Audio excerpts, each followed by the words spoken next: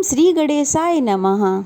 सावन महीने की संकष्टी चतुर्थी को गजानन संकष्टी चतुर्थी भी कहते हैं और चतुर्थी तिथि विघ्नहर्ता भगवान गणेश जी को समर्पित होती है। इस दिन सच्चे मन से भगवान गणेश की पूजा अर्चना करने से भक्तों के सभी संकट दूर हो जाते हैं और गणेश भगवान का आशीर्वाद भी बना रहता है। इस बार की संकष्टी चतुर्थी बहुत ही विशेष और शुभ फल देने वाली है, क्योंकि इस बार संकष्टी चतुर्थी पर सौभाग्य और शोभन योग का निर्माण हो रहा है, जिस कारण से इसका महत्व और भी अधिक बढ़ जाता है। धार्मिक मान्यताओं के अनुसार सावन का संकष्टी चतुर्थी का व्रत रखने से सौभाग्य और आनंद की प्राप्ति होती है। भगवान गणेश की कृपा से सभी आने वाले विघ्न भी दूर हो जाते हैं। चतुर्थी तिथि के भगवान गणेश होते हैं और सावन मास के भगवान शिव। इस तरह आप सावन मास की संकष्टी चतुर्थी पर भगवान शिव और भगवान गणेश की पूजा करके कुछ आसान से उपाय करके भगवान शिव के साथ साथ पूरे शिव परिवार का आशीर्वाद पा सकते हैं।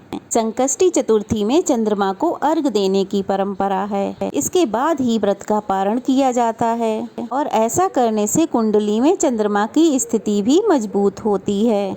तो चलिए आपको बताते हैं साल 2024 में सावन मास के कृष्ण पक्ष की संकष्टी चतुर्थी कब है, व्रत कब रखा जाएगा, इस दिन कौन कौन से शुभ योग बन रहे हैं, इस दिन चंद्रोदय का समय क्या रहेगा और व्रत पारणा आप किस समय कर सकते हैं। इस बार चतुर्थी तिथि प्रारंभ होगी 24 जुलाई बुधवार सुबह 7:31 से और चतुर्थी तिथि समाप्त होगी 25 जुलाई गुरुवार सुबह 4:40 पे।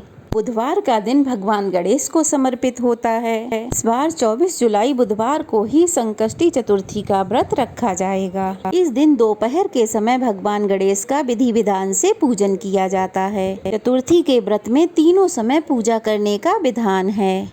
24 जुलाई बुधवार को सूर्योदय होगा सुबह 5:58 पर और सूर्यास्त होगा शाम 7:08 पर। ब्रह्म मुहूर्त रहेगा सुबह 4:21 से 5:09 तक।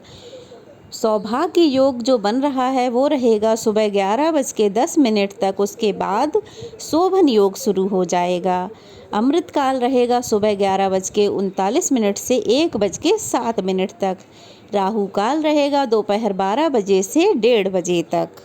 यदि राहु और केतु से परेशान हैं तो राहु और केतु से मुक्ति पाने के लिए, राहु और केतु ग्रहों को शांत करने के लिए राहु काल में आप लोहे का दान कर सकते हैं। तो चंद्रोदय की बात करते हैं तो 24 जुलाई बुधवार को चंद्रोदय होगा रात 9:40 पे। चतुर्थी के व्रत में बिना चंद्रोदय की पूजा से व्रत खोलने में दोष लगता है, इसलिए आपको व्रत का पारणा रात 9:40 के बाद ही करना होगा। ध्यान रहे कि चंद्रमा को अर्घ जरूर दें। यदि आसमान में बादल हों, चंद्रमा ना दिखाई दे, ऐसे में आप भगवान शिव के मस्तक पर विराजमान चंद्रमा की पूजा तो चंद्रोदय का समय बताया गया है उसी समय के आसपास आप चंद्र देवता की पूजा कर सकते हैं। चंद्रमा को अर्घ दे सकते हैं और ओम सह चंद्रमसे नमः इस मंत्र का जाप कर सकते हैं या ओम सोम सोमाय नमः इन मंत्रों का जाप करते हुए आपको चंद्र देवता को अर्घ देना चाहिए। व्रत का पारणा आप साबूदाना, मूंगफली, कुट्टू का आटा, लड्डू, बेसन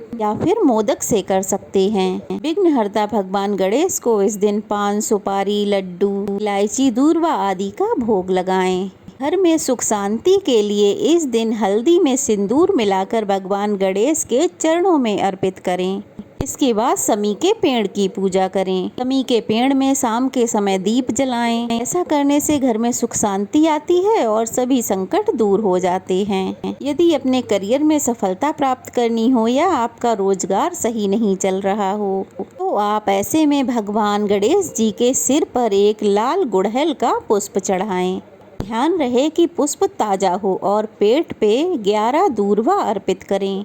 गुड़हल का फूल सूखने के बाद उसे आप अपने पर्स में रख लें। ऐसा करने से भगवान गणेश जी का आशीर्वाद बना रहेगा और करियर में तरक्की के योग बनेंगे। दूर्वा घास को आप अगले दिन पानी में विसर्जित कर दें। ये थी आज की वीडियो। अगर अच्छी लगी हो तो ज़्यादा से ज़्यादा लाइक कीजिए, शेयर कीजिए, नए हैं तो चैनल को सब्सक्राइब कीजिए।